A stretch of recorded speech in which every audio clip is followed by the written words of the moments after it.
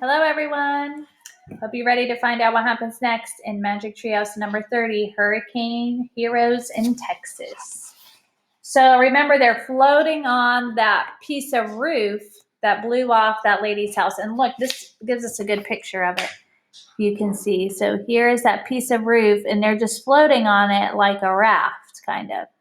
And then, so chapter 7 is called A Safe Place. So let's see what happens. Jack, are you awake? Said Annie. Jack blinked a few times.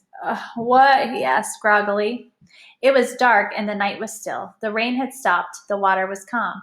Branches and boards gently bumped against the roof raft. Look at that castle, said Annie. What castle? Said Rose. What castle? Echoed Jack. In a daze, he looked around in the darkness. Over there, said Annie. And look, in the distance, you can see the moonlight, and it looks kind of like a castle.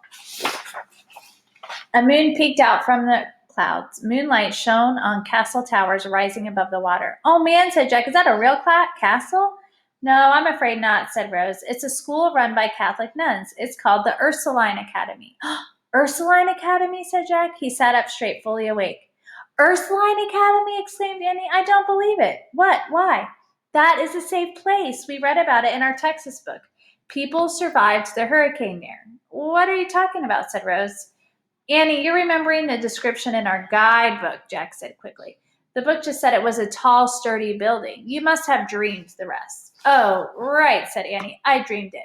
But it definitely looks like a tall, sturdy place, doesn't it? It kind of looks dark, said Rose. I know, but I bet lots of people are inside the Ursuline Academy, and I feel like they're safe in there. I'm feeling like that too, said Jack. I think we should go there. But how are we going to get there, said Rose. Jack and I could get in the water and we could push the roof, said Annie. We're really good swimmers. Oh, no, that's too dangerous, said Rose. There's wreckage everywhere. Well, maybe we can use some of the wreckage, said Annie. What do you mean? We could try to find something to use as paddles, said Annie. Good idea, said Jack. He and Annie leaned over the edge of the raft, searching the water. Jack lifted up a part of a chair and Annie retrieved a torn basket. These won't work, said Jack. Then he put them back in the water. Hey, this might work, said Annie. She hauled out a flat wooden fence picket onto the raft. Ooh, try it, said Jack. Annie knelt on the roof and she pushed the narrow slat through the water. The raft moved, but only a little bit. We need a second paddle, said Annie, for the other side. Look, here's a broom, said Jack. He lifted a broomstick out of the water. A flat bundle of wet straw was tightly tied at the end. Jack pushed the straw end of the broom through the water. At the same time, Annie pushed the other side with her fence paddle. We're moving, said Rose. Jack and Annie kept paddling the raft toward the moonlit towers of the Ursuline Academy.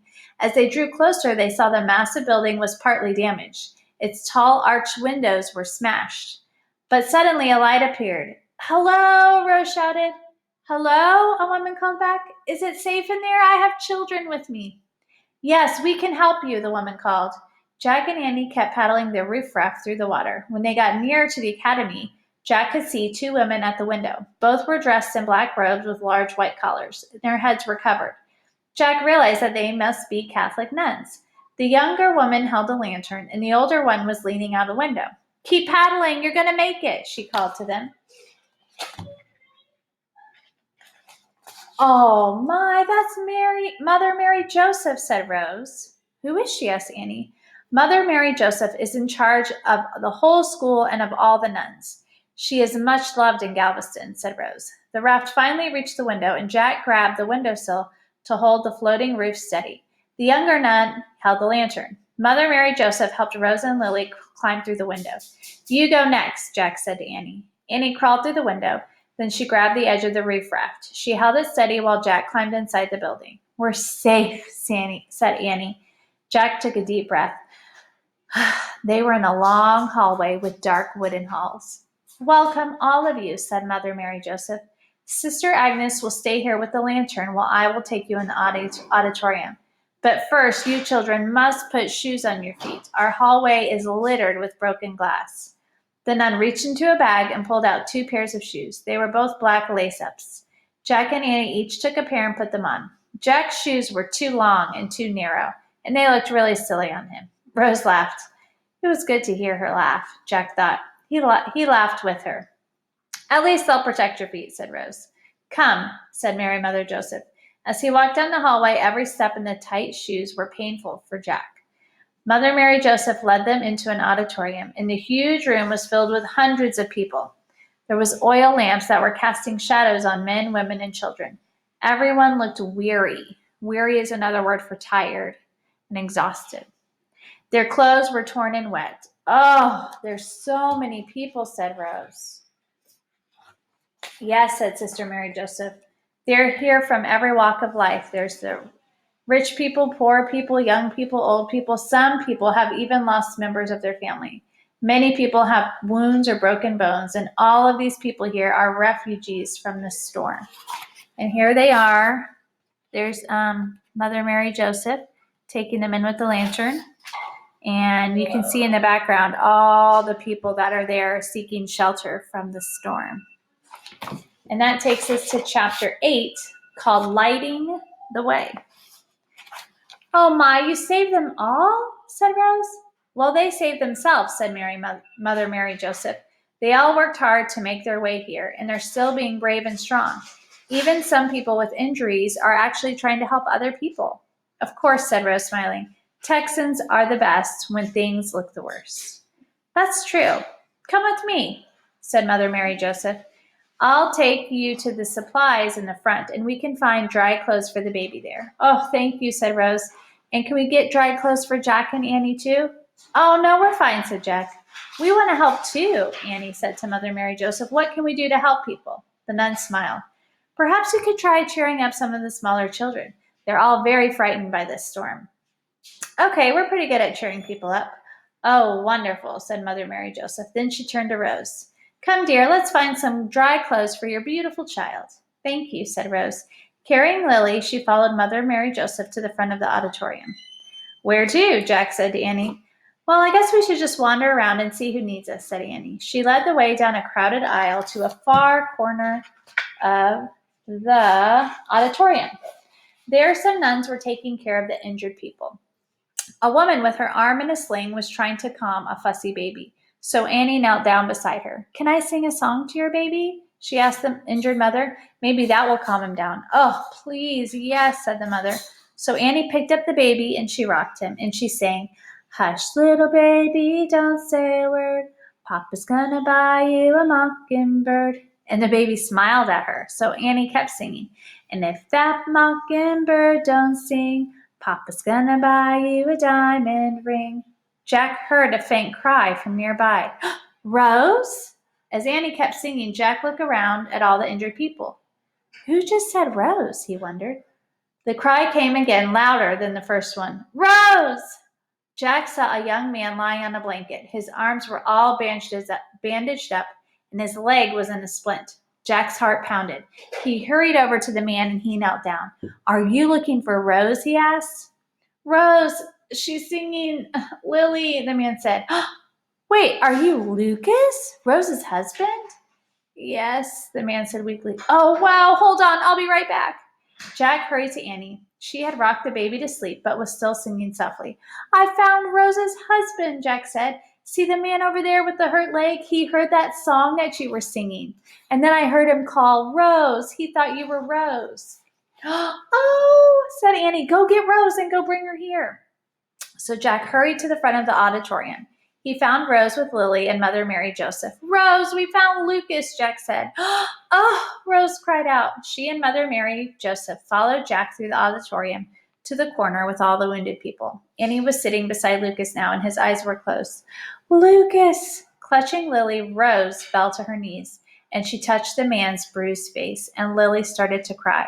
Lucas opened his eyes, and he smiled, and in a whispery voice he sang, Hush, little baby, don't say a word. Papa's gonna buy you a mockingbird. So look here. There's Lucas, and he finally found his wife, Rose, and his baby, Lily. And there's Jack and Annie with Mother Mary Joseph. Lily stopped crying. She reached out to Lucas, and he took her tiny hand and he kissed it. Papa, the baby said, and she laughed. Oh, Lucas, said Rose. She was laughing and crying at the same time. Lucas reached out to her. Rose took his hand and pressed it against her wet cheek. I was so worried about you, she said. I'll be fine, said Lucas. Darling, our house is all gone. We've lost everything. No, we haven't, said Lucas. We still have each other. How did you get here? As Rose began telling Lucas about their journey, Mother Mary Joseph turned to Jack and Annie. Rose spoke of your great courage and kind heart, she said. I'm glad you found the way here. I fear few others will be able to find us in the dark. Why? Said Jack. Well, they will have no light to lead them. We have very little oil left in our lamps, said the nun. We must use what light we have to light the auditorium. Annie gasped. Softly, she recited the poem that was on the bookmark. For those in the dark, adrift and astray, a single bright star can show them the way. Oh, said Jack. He'd forgotten all about their star necklace. He turned to Mother Mary Joseph. Can you take us back to Sister Agnes? Well, if you like. She sounded puzzled.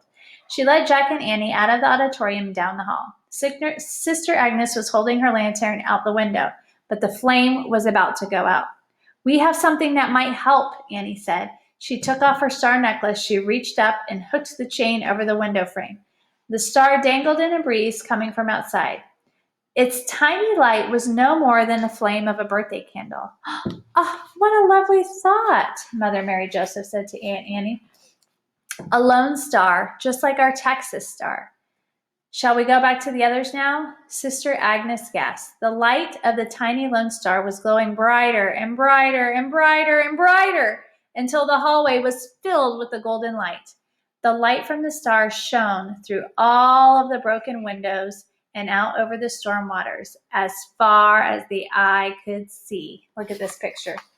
There's that necklace. So once they hung it up, it became a bright light. So this is exciting because now if there's anyone in the waters outside, they'll be able to see the light lighting up the window of that school, and then they can find their way and get shelter and be safe, just like the poem on their bookmark said before they left. Yay, this is good news. All right, chapter 9 is called It's Gone. So be sure to tune in tomorrow. We'll read, I think this book only has 10 chapters, just like our normal Magic Treehouse books. So tomorrow we'll finish the book and we'll see how it ends. But I'm feeling a little better knowing that they're safe and knowing that they're able to help people now. So hope you have a great day, and I'll talk to you later. Bye, friends.